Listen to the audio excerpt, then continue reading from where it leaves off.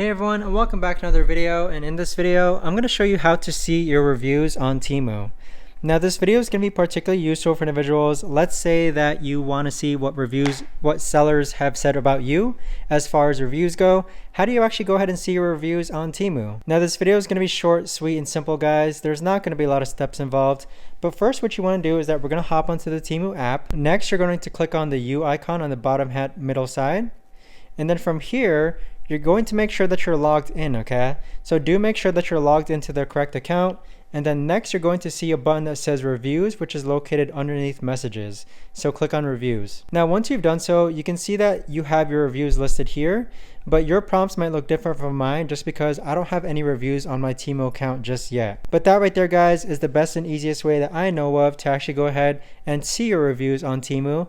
If you guys know of a better or easier way to actually do this, let me know in the comments down below. I would love to know. Thanks so much for watching, everyone, and I'll see you guys all in the next video.